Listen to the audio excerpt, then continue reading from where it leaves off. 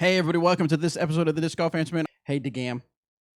I'm finding difficulty executing shots when I play with other people, even in casual games. Just play by yourself. By myself. Oh, by myself, I play pretty decent. See, that was a great suggestion. You're welcome. You're welcome.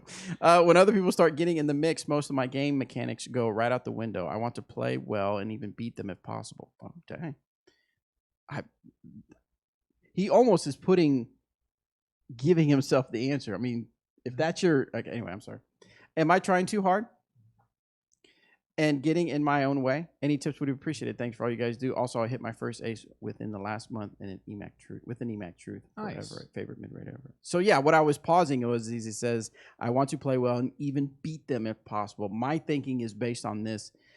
If that's what I have a feeling what's happening is probably you are emphasizing or you are worrying too much on your mistakes when you're around other people. You're worrying about probably what they think about. You're worried about the fact that, oh, I just screwed up. Now I'll never beat them like I want to beat them and play well. And I would imagine that's part of what's going on. Yeah. I think that this is a common phenomenon, especially in individual sports. When you're playing by yourself, okay, sidetrack just for a second. Have you ever videoed yourself throwing a disc golf disc? I have. Okay. And when you are throwing it, you think you look a certain way. You're like, you throw a shot and you're like, dude, I look fantastic. yeah, I crushed that. Right. And then you watch the video and you're like, oh. No, typically it's a video that ends up on YouTube and everybody else criticizes my throw. Okay. Sorry, Bobby. I'll delete my ults. I'm sorry. I'm sorry that happened to you. But that's how it is for me. I think a lot of people feel that way, that we think that we look a certain way. And then when we see it, it's kind of like the curtain is pulled back and you're like, oh my goodness, that doesn't look as cool as I thought. Right. Okay. So that is at play. Right. But then there's also something else where if you're playing by yourself, there's no pressure. If you shoot 5 over, who cares? You're just there by yourself.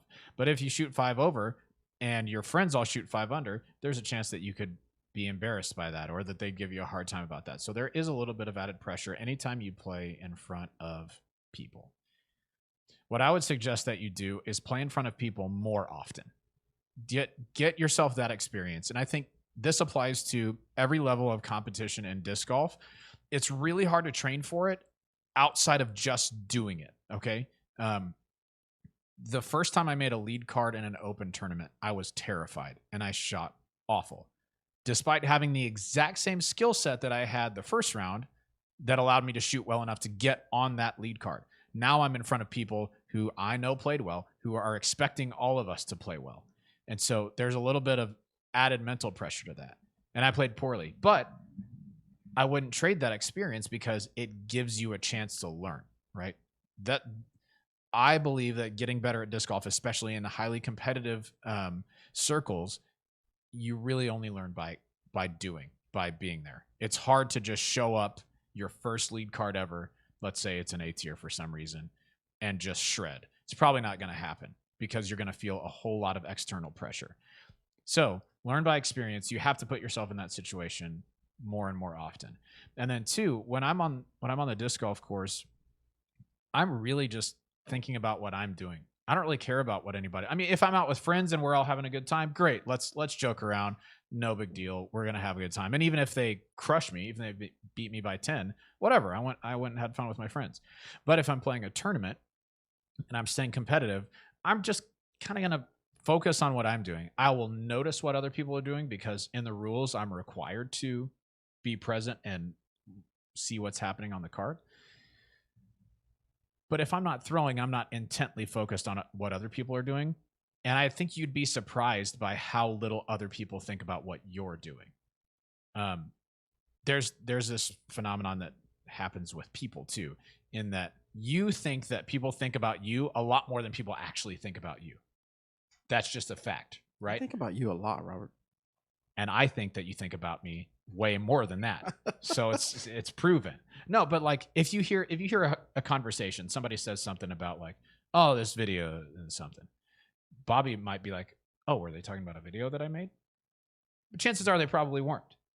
But we always kind of think that They are thinking about us. And so that even adds to the pressure that we feel in those already pressure-filled situations. The best thing for you to do is focus on your own game and remember that people aren't as concerned about what you're doing as you are. Play your game. And if you're out with friends and you want to beat them, have fun. And then if you beat them, cool. But if you don't, man, there wasn't anything on the line. Just pride. There was no money. There was no ratings.